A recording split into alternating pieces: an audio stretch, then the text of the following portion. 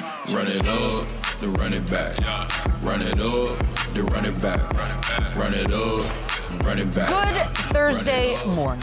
Welcome to Run It Back here on FanDuel TV. My name is Michelle Beadle. We've got Chandler Parsons, Lou Will. Oh my God, we did like a mix, black and white and black.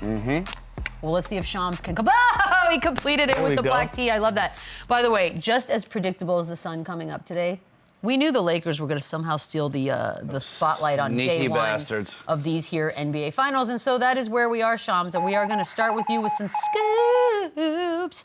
What is the latest? What's going on out here in The Lakers have started working to convince Dan Hurley, the UConn coach, the back-to-back champion, to take their head coaching job. I'm told it's likely that Hurley will make a decision over the next week or so, likely goes into next week on a decision. But this is something that is rare for a college coach, especially a back-to-back champion, a coach who has a returning class that will be in contention, will be a top 5, top 10 team again this season with a chance to win another national championship. It's rare to have an opportunity this late into the summer before the start of the draft, of free agency, and bring him into the mix. And over the last couple weeks, Redick, James Borrego had emerged as the front runners for this job and the focus of their search. They brought in James Borrego for a visit multiple times to Los Angeles. Redick, obviously we know the infatuation that they've had with him.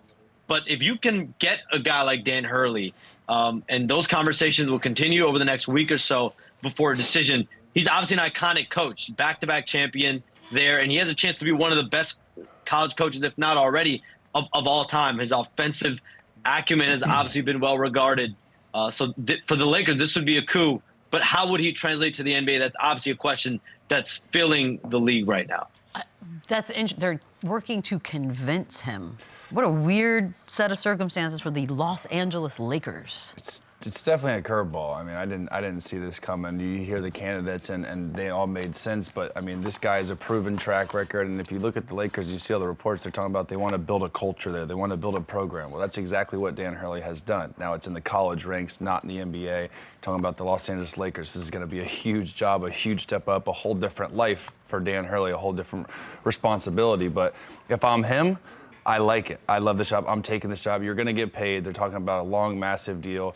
You are going to have the Mark Daigneault kind of situation where they're saying they want to grow, they want to groom a program while you're still going to be the Lakers and still be in the hunt to get free agents and still have that star power where guys are still going to want to come and live here in Los Angeles. So for him, I like it. And the difference between him and JJ is, he is an older guy, and this is probably his chance. If he wants an NBA coach, this is his move. JJ's always going to have opportunities. He's always going to get interviews. I think his youth was going to be an issue for this job in particular. But at least he's got the kind of that age. I don't know if he's got a relationship with LeBron or what's the connection here. But LeBron once complimented him on Twitter. Does that count? About like his offensive mind or whatever? Yes. Yeah, I mean, I think I'm just shocked. I honestly didn't see this coming. I would think they would have went to a Borrego or something like that before they go to JJ Redick. Then you hear JJ Redick's done. Now this out of nowhere. So I'm just shocked. But I do like it for Dan Hurley. I think the Lakers' job is I hate it. Gotta be interesting. I don't like it. I don't like it. He's king of the hill in Connecticut. Right? You're the absolute king. You Go have for no 3. competition there. You are the man. You're getting paid as if you're an NBA head coach. As it is, you have an opportunity to mold players. You have the ability to have a three-peat. Everything is trending in your favor to stay at UConn, to continue to build culture. Like Chandler just mentioned, everybody knows this Los Angeles Lakers job is going to be an uphill battle. You're dealing with a different circumstance. You're dealing with grown men opposed to young men that, you can have a direct relationship and correlation to how their lives go. In the NBA, these men are grown with kids and children and lives already, so your job is strictly to come in there and try to help them win basketball games. Completely different lifestyles and positions as a college basketball coach opposed to being a pro basketball coach. So. See, my question, I guess, to Shams maybe would be if we were saying how JJ Redick it would be a short leash, right? Correct. Expectations. If they hire someone like Dan Hurley, does he have a little bit more time? Does it not feel like there's not a shot clock on him because they want to develop a program and grow guys there and kind of make it like an OKC type of deal?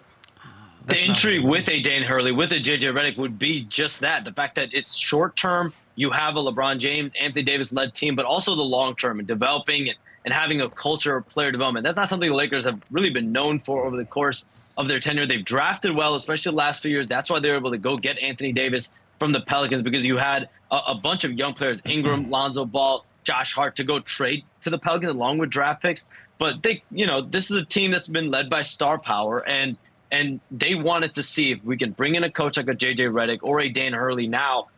Can these guys bridge the gap? Can one of them bridge the gap between the short term and be the coach for the next 4, 5, 6 years? That would be the vision, whether you go the route of a JJ Redick or a Dan Hurley. But you guys are all right. Like, Dan Hurley is king of the hill at UConn. That's a job where you have security, and also they're going to have a chance to win another championship this year.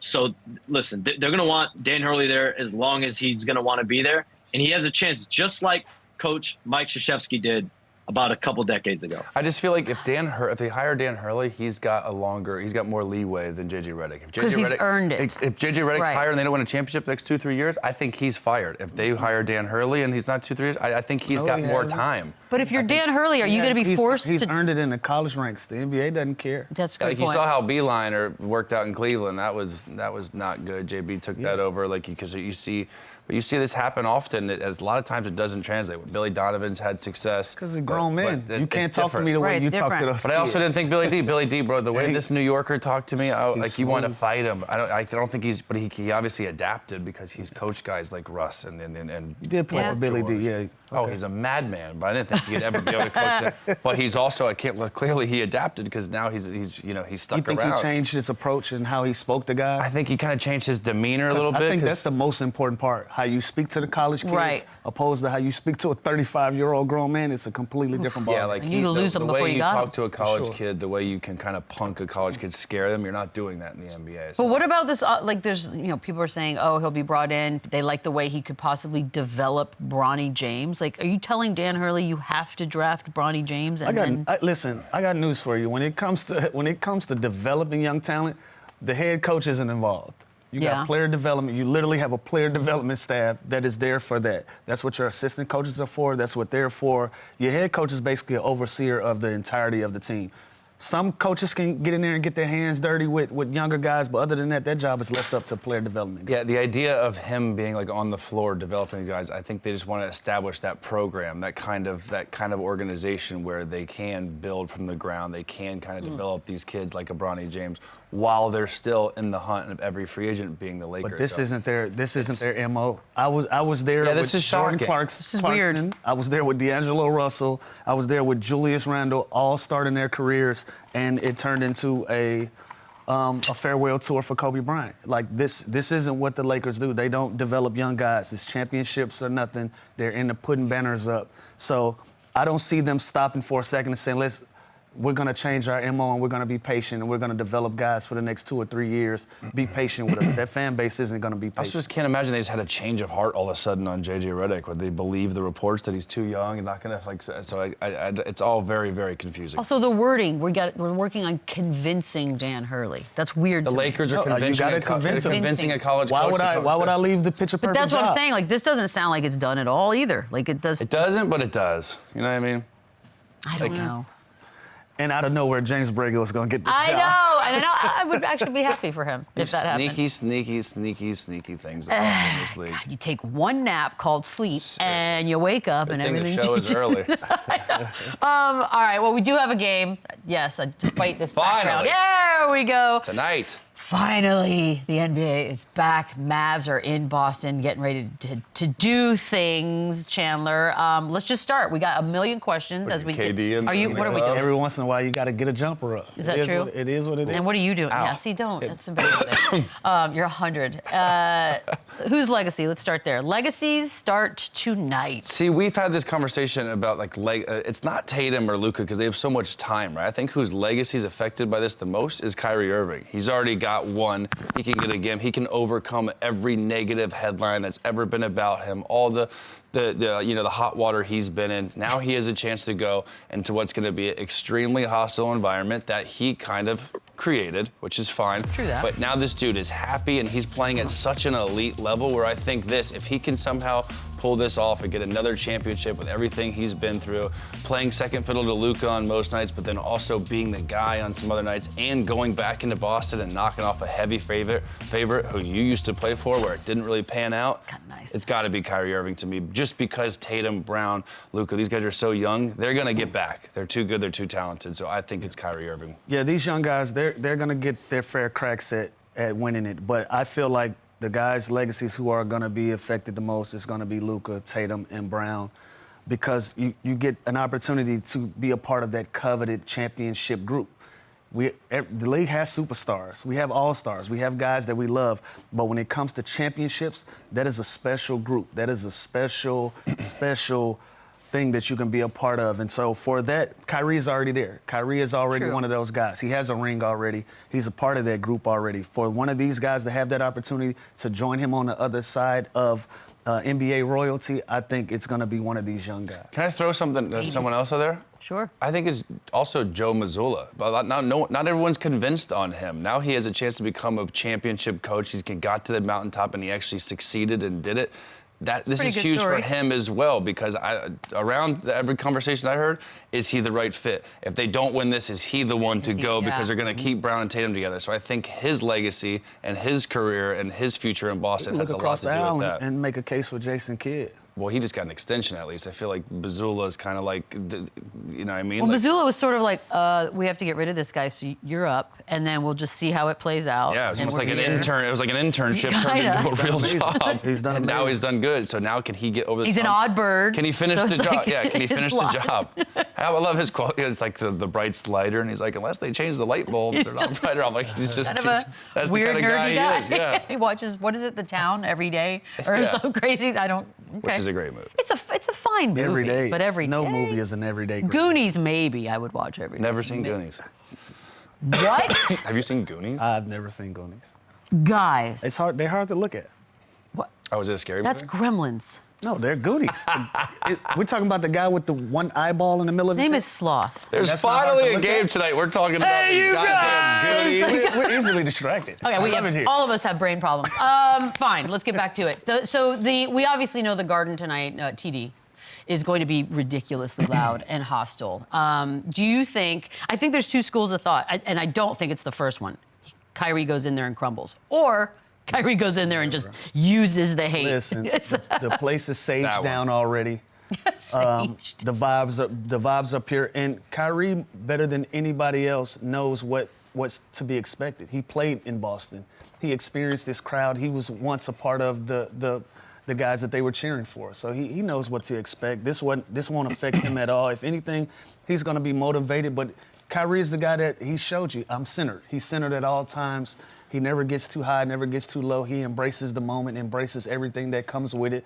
I look forward to a great series from him, and I don't think he's impacted by this at all. Yeah, he's been through this already, going back there. He's already had he handled it wrong before. He's not going to do it again. If anything, I think it's going to fuel him and motivate him, and he's going to have a hell of a game. That's what I'm thinking as well. Shams, your biggest storyline as we head into this game tonight. What do you got? I think the depth of Dallas, we saw Daniel Gafford, Derek Lively, and Derek Lively got hurt in the last series, but then finished it. And I saw him in Minnesota last week. He looks good. Daniel Gafford, I think the punch that he's brought, that's why to me the biggest question is going to be Kristaps Porzingis being back in lineup. He hasn't played over the last 5.5, 6 weeks. And really, how many minutes is he gonna play? I'm told the Celtics are going to look at him today, see how he looks in warmups, and as the game starts, and then make a determination on exactly how many minutes he can play. But when you think about his ability to pick and pop, defend the rim, those are all the things that they're going to need, I think, desperately in this series. Yeah, that's all eyes on Kristaps for that one. Jason Tatum, too, is going to have his fair share of pressures. He's admitted himself that he feels pressure of these NBA Finals. I would imagine some of the shooting woes probably not helping that. He's 29% from three, 33% pull-up twos. Look, I don't know. He just has to take care of that, right? There's the thing. Yeah, but I kind of like that he's saying there's pressure. Of course there's fucking pressure. It's the NBA Finals. Everybody's feeling that. That's part of it. That is also, it's nerves. It's you're excited, but you're also, it's got to be, he also said it's so much fun. Like, he's in the NBA Finals. He's never going to take this for granted. He has a second chance to go and finish the job and get a championship. So, and everything up to here, the shooting woes, it doesn't matter. He's a pro. I'm sure he's put up a bunch of shots, a bunch of reps. I'm sure the Celtics have gone over different kind of quick hitters to get him easy buckets, get him going, try and get him to the free throw line.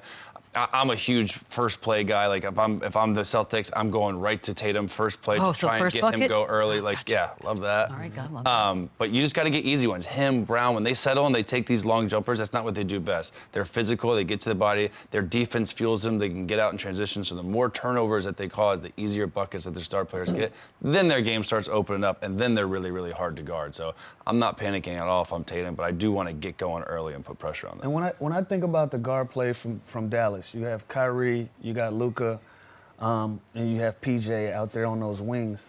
Maybe I play with my back to the basket a little bit more in this series. You know, especially if I'm struggling to make shots at the three-point line and inside of the arc. Play with your back to the basket, play a little bully ball, and see what you can get out of that. That way you get a quick layup. You might get a foul. Now that rim looks bigger to you. Then it opens up your outside shot. So I would like to see Tatum just be more aggressive from the start of this thing. Don't put pressure on yourself by trying to just make jump shots. Put pressure on that rim. Put pressure on that defense. Make those guys really guard you and see what you can get from it. He's a big dude. Yeah.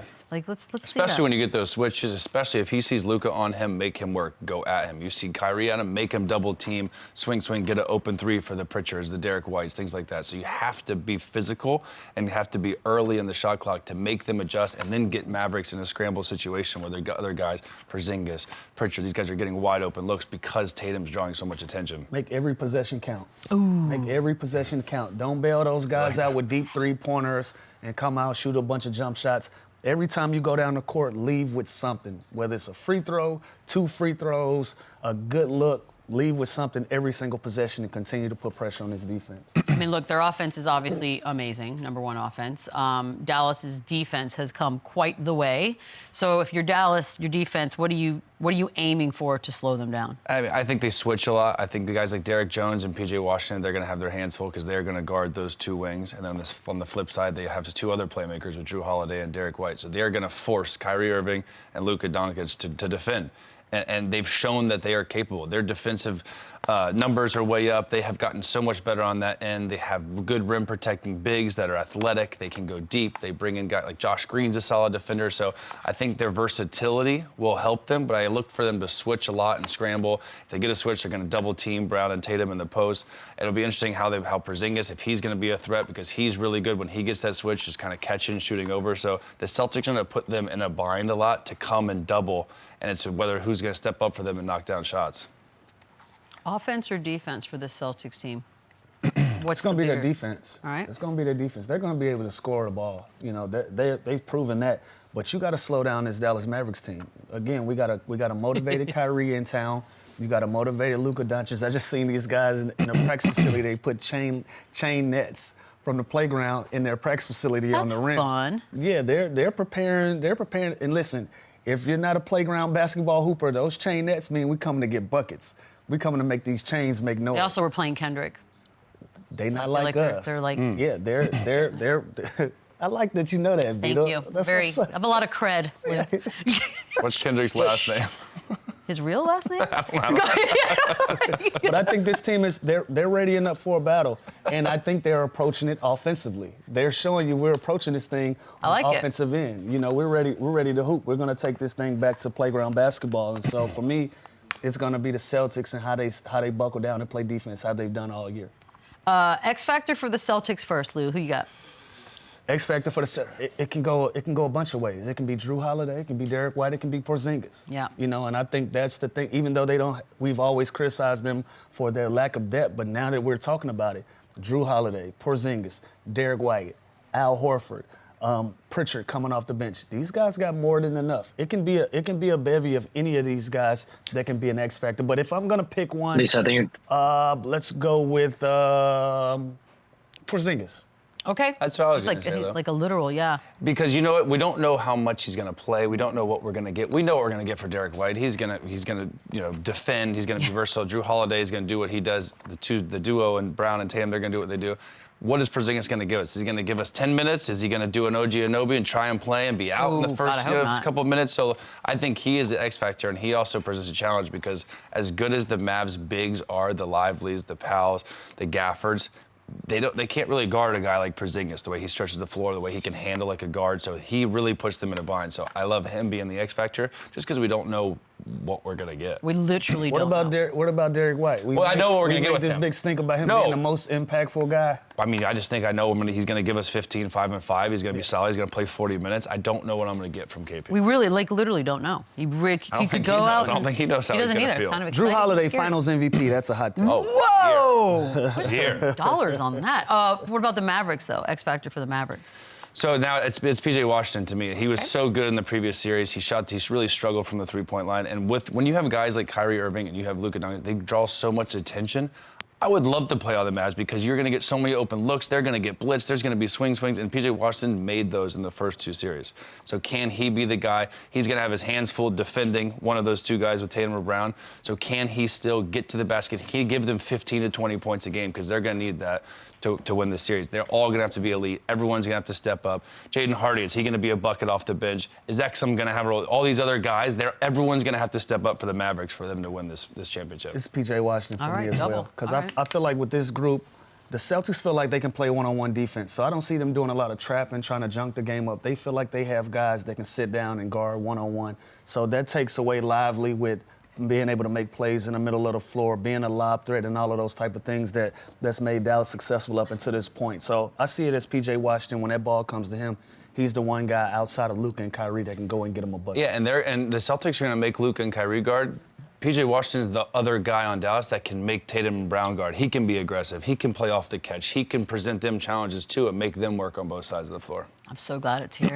This is going to be fun. We got to take a quick break. When we come back, yes, we will be joined by Napheesa Collier, Minnesota, Collier? Doing some things.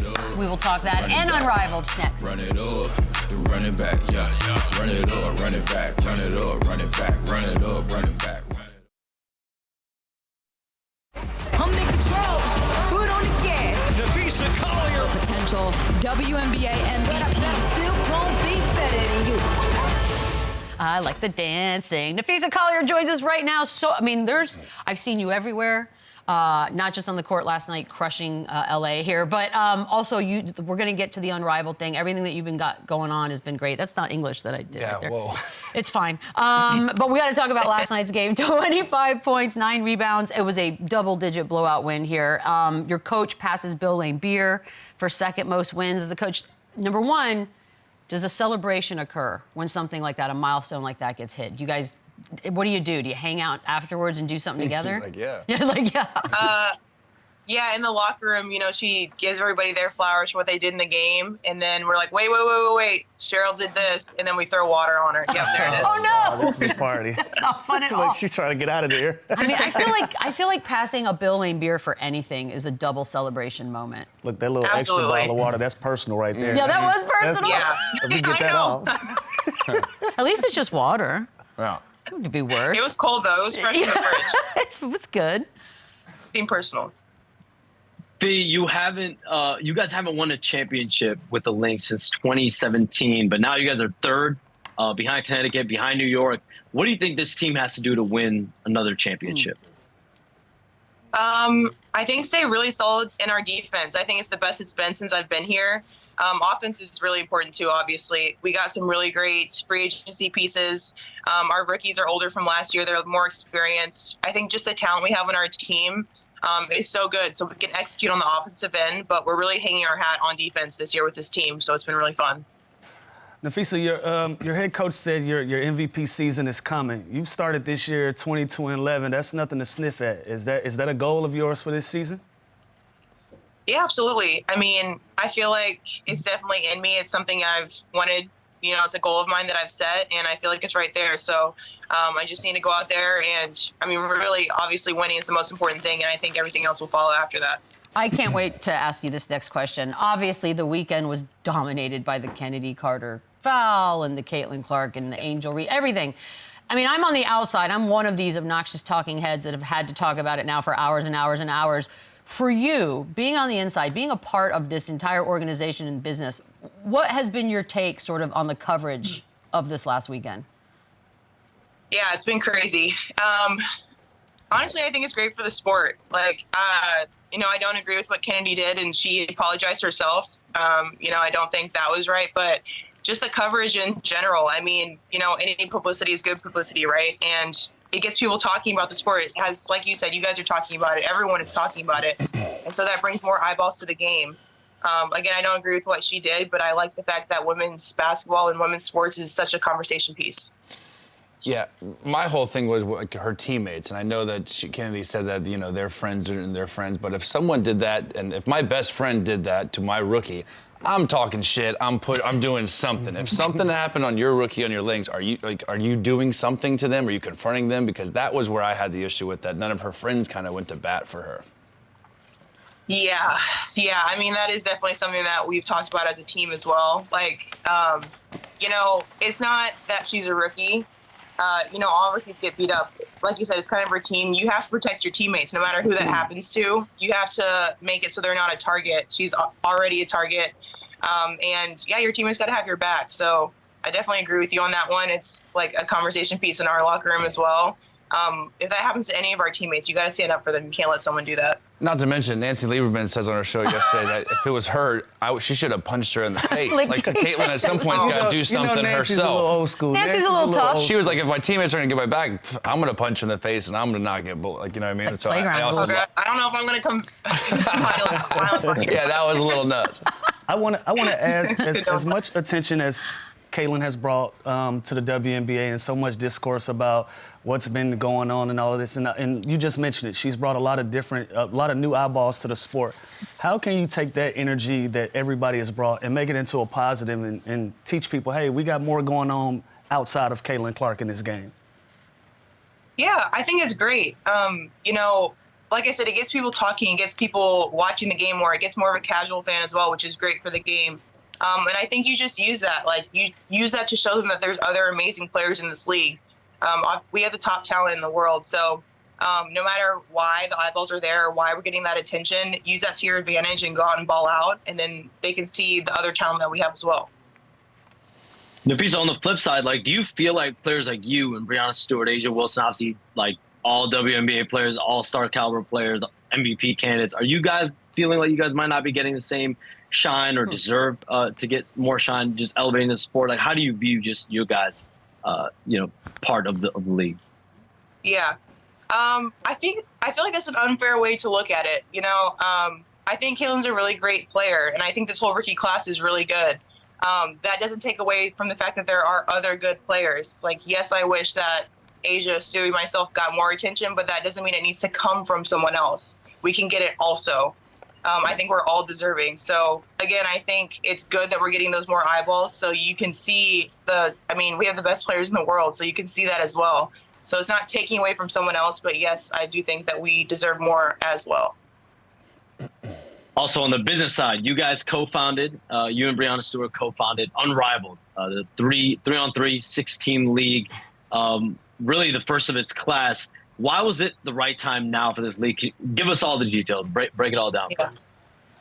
We've actually been working on this for like 2 years. We just got so lucky with like the explosion that is happening right now. But we've been working on this because we knew like how special of a product that we have and how special it could be. And so we put in that work before, and we've just gotten so lucky with how just like the circus that is women's basketball right now. Can you tell us who else is involved yet, or give us any hints and just what you guys are thinking as far as rosters and players to go target? Well, I can tell you for sure that Stewie and I are both in it, but I can't tell you much more. Can't give it away. Nope. Trying to get me in trouble on here. No. Yeah. John, you got one more, yeah. Who would be the first pick for you if you had to pick a team? Stewie, for sure. Wow, you were giving no names. No details. I like that. It's a good pick. It's a great first pick. One of the other Smart. goals of the league is to give you guys another option to play overseas during, the off season, which you've played overseas. I played overseas when I was drafted. There was a lockout. It's completely different. It's completely different rules, completely different travel. What's the biggest difference in your eyes playing overseas versus playing here in the States? I think it's a different game altogether, honestly. It's so different. I mean, the rules are different even, but the style of play, you know, we talk sometimes, like, you can tell when someone's from Europe, you can tell when they're from China, you can tell when they're from different countries. The style of play is really different. So adapting to that. And then also as a big, you know, there's no 3 seconds in the paint defensive. So that's like hard to get adjusted to. So I think it develops your game in a way where you have to think outside of how you normally play. And so that's always good for you as a basketball player. As you're learning, you're growing, you're finding new ways to score. Let's talk a little pregame routine, if it is. If it's not, against the Liberty, I do love dancing. I might not be great at it, but I will watch anybody else I had to dance. educate them. I know. So I had First to of all, educate them on what was going on. You had to fair. educate That's Chandler. not fair. I've been to weddings and I've done this I've dance. been And by the way, this is how I know I'm not, that Chandler's not the only one. Bring us The back que- now, y'all. Yeah, like, That's whose not idea? that. That's the electric slide. That's What is wrong with you? First of all, I'm not usually this bad. I could not figure out which way we were going for some reason. I think But, you I think you guys I don't know, nailed this it. started- Yeah, I got there finally, but it took a second. This started before I got there. It's the electric slide, so I don't know how old it is. 1,000 years old. With our team. It's older than me. But this was before me, so I don't know who started that. It's been different songs over the years, but that's always been there. See, Chandler thinks it's still the cha-cha slide, even though I've Bless told his him heart. 4 times. What is it's this, a the roast? electric slide. I made He one still mistake keeps during a saying, commercial Bring break. it back now, y'all. I That is made the one cha-cha mistake slide. during, and now I'm Because you're embarrassing. Jeff Ross over You're here is embarrassing roasting us. me. You're embarrassing us. Napheesa, you spent 4 years at UConn, won a national championship in 2016. So I got to ask, who's on your Mount Rushmore of UConn women's basketball? That's a tough one. There's so many good players. I'll have to go Sue, Diana, Maya, and if I'm not picking myself, I'll pick Stewie. There we go. I Oh, like it. okay. That's a hell of a squad. I would agree with her 4. Renee That's a came tough up. one. Renee and I are same year, so I will put Renee Montgomery in mine. Yeah. That's a personal connection, and Maya Moore is from my neighborhood. So, I love yeah? I love your list as well. Yeah. It's sort of a ridiculous Maya, yeah. treasure trove of amazing players. Like when we're watching Sue Bird and Diana Taurasi, and you're like, good God, all the UConn people their that come Mount through. Rushmore should go like 8 to 10 deep. It really is. It's kind of an absurd thing. But speaking of, we got Dan Hurley. I wake up to the news that he's now a candidate for this Lakers gig out here. I don't know. You spent a lot of time there. He seems to be happy there. His family seems to be happy there. What do you think about the news of him possibly becoming the Lakers head coach? I mean, I wasn't surprised he is in consideration for a professional gig. He's done so well at UConn. I mean, the time I was there, they were not in contention for a national championship. And when he came in, he got his recruiting class in. He's really turned that program around. Obviously, they've done really, really well. So I think that's a testament to how good of a coach he is. So I'm not surprised that they want to snatch him up for the pros. Man. Sticking with UConn, Paige Beckers, she's got one more season there. She's obviously a stud. What do you think her transition will be from UConn to the WNBA? I think it's going to be really good. You know, I'm sure she's going to have just as much spotlight on her, expecting her to be perfect as a rookie, which is impossible. But I think she's going to be really good. I mean, she really has so much talent. The sky's, I think, the limit for her. She's such a dynamic scorer, and she's a point guard, which is so rare in our league. We're always looking for point guards, so she's going to have a job for a long time. Napheesa, we appreciate you getting up early after a game last night. Thank you so much for the time. Best of luck. Good luck rest the of the rest way. of the way. Yeah. Thank you. Excited for Thanks, Paige. Unrivaled. Thank you, guys. We'll get some Thank scoop you. out of her. We'll get some eventually. We'll take a quick break. We'll be right back. Run it back, run it up, run it back, run it up, run it back, run it up. You buying that, y'all? We're gonna start with you, Chandler. Jason Kidd says Luka would become the greatest Maverick ever. What? With a championship. You buying that? What? It's not my question. Go ahead. Go ahead. Go, feel free. Over the guy that has a streak already? That's what I'm saying. And a giant That's all I gotta say. Go ahead, statue. Chandler. Well, what's interesting is Mark came out and did this whole dance already and said that Luka's the best. does love Mav ever. Luka. And then Dirk agreed with him. But I didn't it's- agree with that. So it is hard know we because have again to do that. That was BS. He's played. Look at the zesty. Stop. You really are Powers with zesty. that. He's got too much. He's got 6 years, 5-time All NBA. Is Come on. nuts. Come on, greatest But Maverick of all time. He still has so much longer to go.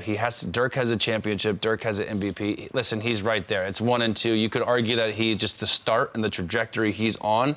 he's probably going to be. The fact that they're in the finals now, they have a great team going forward. But it's just his 6th year. Dirk played, 21 years or something, so it's early, but it's one of them for sure. It's kind of rude. Feels very rude. But when to me. Dirk says him, and it's hard to disagree with the guy that's actually saying. You know Dirk's lying.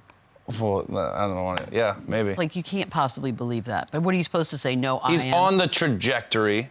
I just like saying that word.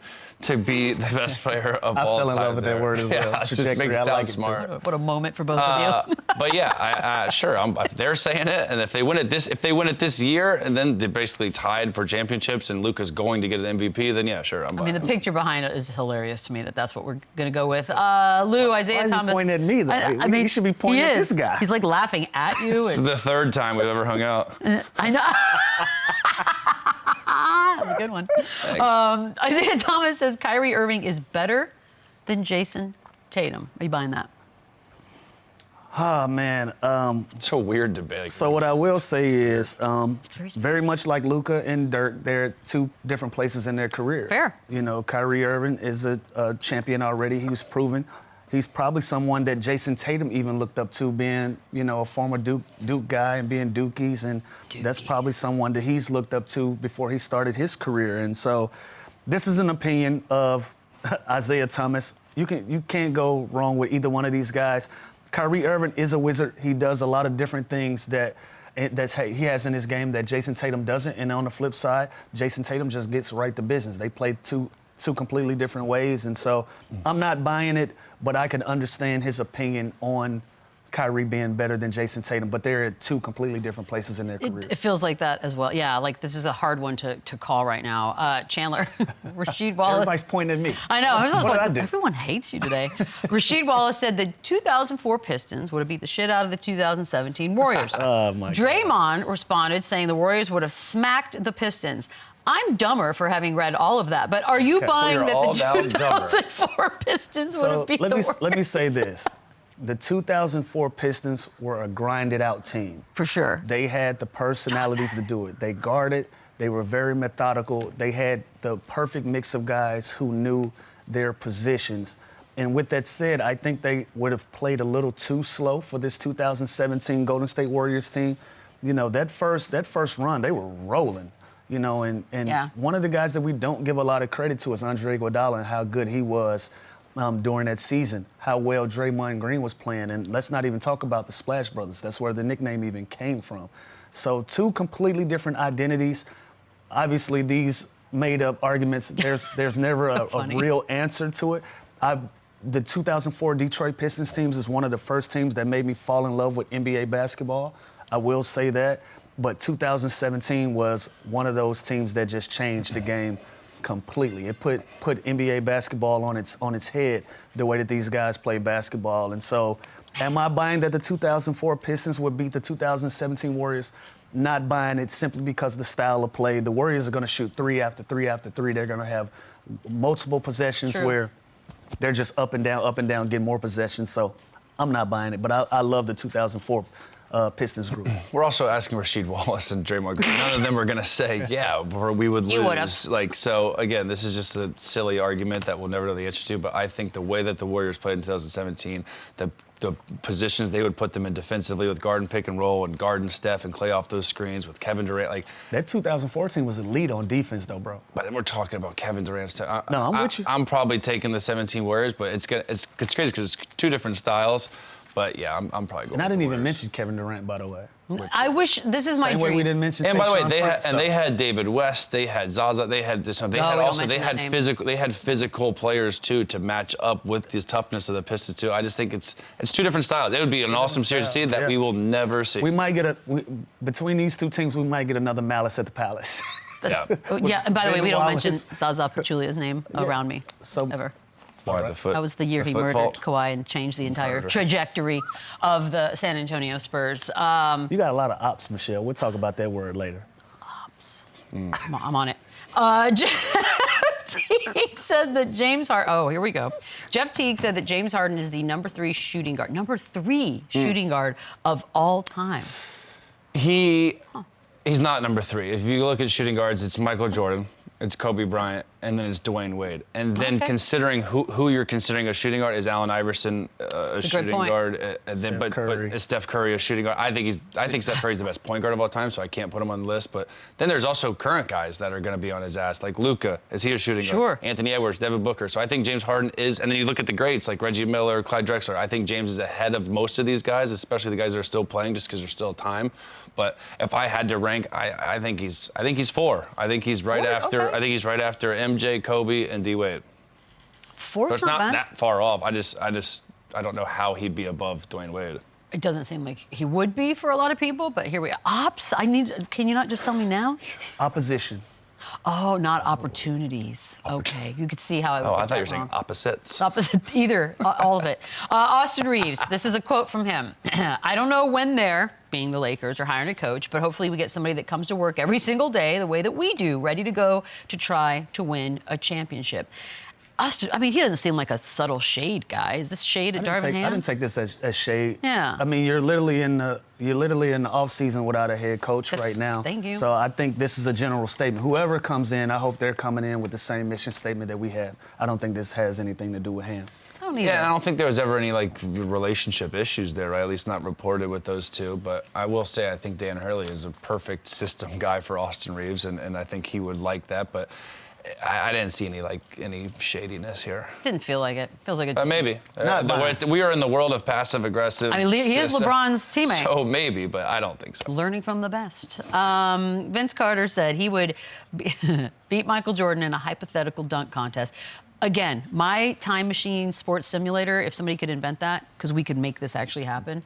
Lou, you buying that? Michael Jordan would get smoked in a dunk contest with Vince Carter. And not only Michael Jordan, everybody else in the world will get smoked in a dunk contest with Vince Carter. He's hands down the #1 dunker, best dunker, greatest dunker, most trends, whatever words you want to use. Vince Carter is the dunk. When you talk about dunking at any level, it's Vince Carter. It's no one else. And a lot of these young kids don't even know what Michael Jordan did when he came in the league for the dunk contest and how that was and how he was able to fly. I want to be like Mike and all of that stuff. And then you had a guy named Vince Carter that came in and literally created dunks on the fly that we had never seen.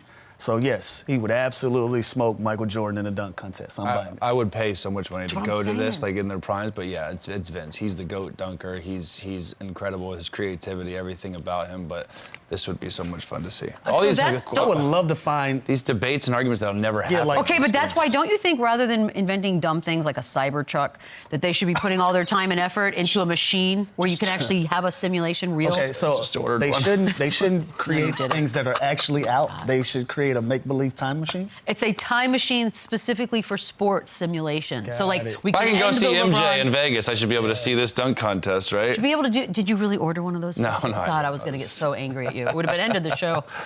No, it would be, but real, like a real high-tech sort of. Not buying it, Beadle. Either way, Vince Carter would win. That's the idea. Either way, and he's a friend of the show. He is a friend of the show, but we still would have picked it. Everybody's picking Vince. Yeah, I think so too. And I like that Vince. Anybody that picks Michael Jordan is an absolute Michael Jordan stan, and I respect it. But come on. You think Michael Jordan would pick Michael Jordan? Of course, he better. Yeah. He better. We'd be disappointed if he didn't. A little who you got, short version. Lou, start with you. Best player in the series, Luka or Tatum? Tatum. You don't think that.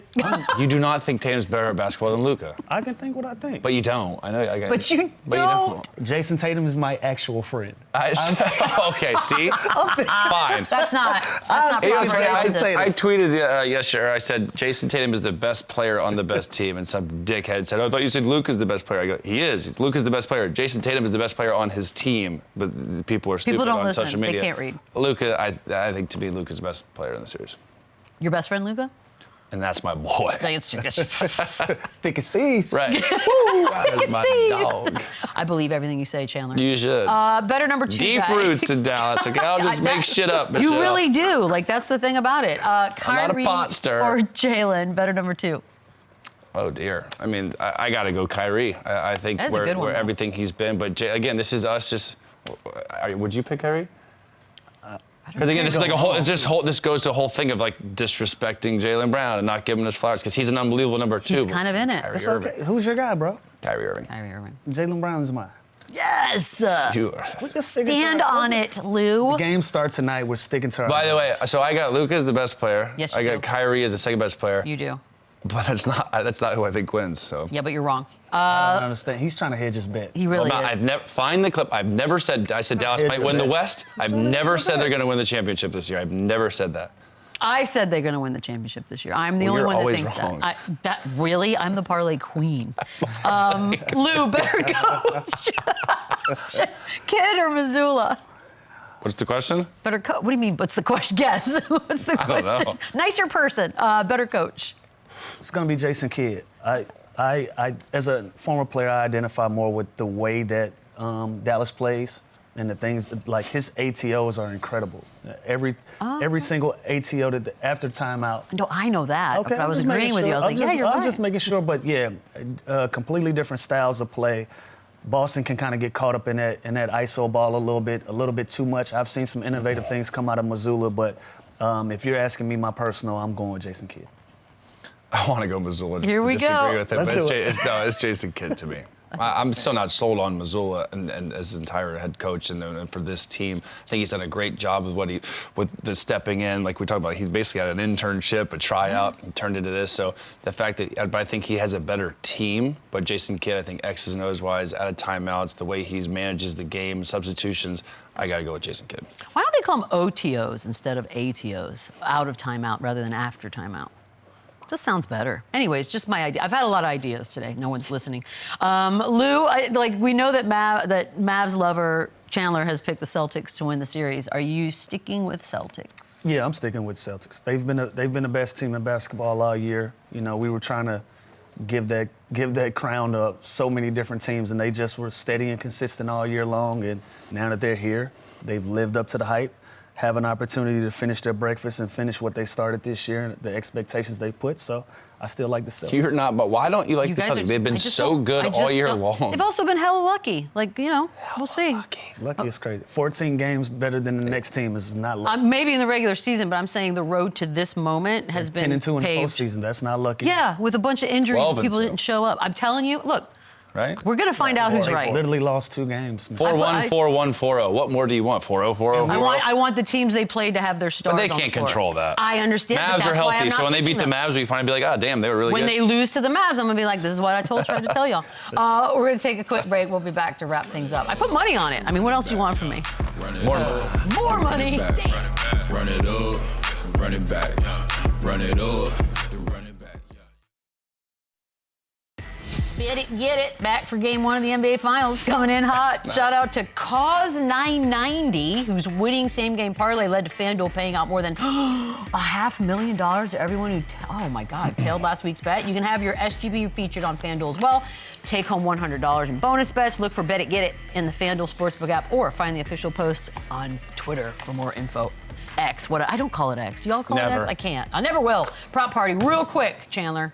Just so we can... Okay, yeah, I like Celtics money line, and I like Drew Holiday to go over 12.5 points. I think he makes Kyrie or Luka, whoever guards him, work. Be aggressive. Blah, blah, blah. Lou? I'm going off the rails a little bit. I like Celtics money line, and I like Derek White over on points. I like that too. I got Mavs money line, Jaylen Brown over on the points. Wrong. I'm already sticking with it. What do you mean wrong? We'll be here tomorrow to gloat about my winning. To dance on Michelle's grave. Whoa. Stop. Run it back, run it up, run it back, run it up, run it back.